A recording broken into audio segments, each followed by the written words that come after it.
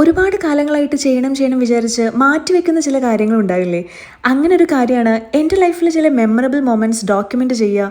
ഒന്നോ രണ്ടോ പേർക്കായാലും കാണുന്നവർക്ക് ഒരു മനസ്സമാധാനം നൽകുന്ന കുറച്ച് വീഡിയോസൊക്കെ യൂട്യൂബിൽ അപ്ലോഡ് ചെയ്യുക എന്നുള്ളത്.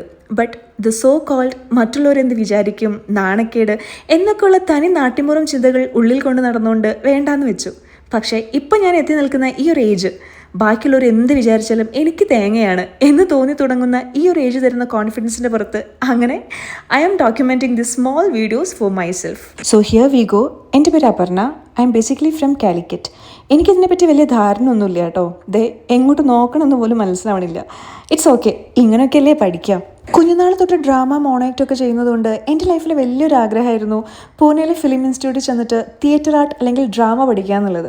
പക്ഷേ എന്താ മോൾക്ക് ജോലി എന്ന് ചോദിച്ചാൽ നാടക നടി എന്ന് പറയുന്നത് വലിയ രസമില്ല എന്ന ഒപ്പോസിഷൻ ടീമിൻ്റെ ഉത്തരവ് പ്രകാരം അങ്ങനെ ഞാൻ മെഡിക്കൽ ഫീൽഡിലെത്തി. ബേസിക്കലി ഞാനൊരു ടീച്ചറാണ് ആൻഡ് ഐ ലവ് ടീച്ചിങ്. സ്റ്റേജിൽ നമ്മൾ അഭിനയിക്കുമ്പോൾ എല്ലാ കണ്ണുകളും എന്നെ നോക്കി നിൽക്കുന്ന ഒരു ത്രില്ല് എനിക്കിപ്പോൾ കിട്ടുന്നുണ്ട്. ഒരു ക്ലാസ് റൂമിൻ്റെ നടുവിൽ 100-200 പിള്ളേരുടെ മുന്നിൽ, ചുരുക്കി പറഞ്ഞാൽ അതും ഒരു ഡ്രാമയാണ്. ഇപ്പോൾ ഞാൻ എനിക്കിഷ്ടമുള്ളതുപോലെ ജീവിക്കാൻ തുടങ്ങി. അല്ലെങ്കിലും പെൺകുട്ടികൾക്കൊരു ജോലിയും സ്വന്തമായിട്ട് സാമ്പത്തികമൊക്കെ വന്നു കഴിഞ്ഞാൽ ഉള്ള ജീവിതം ഭയങ്കര മനോഹരമാണ്.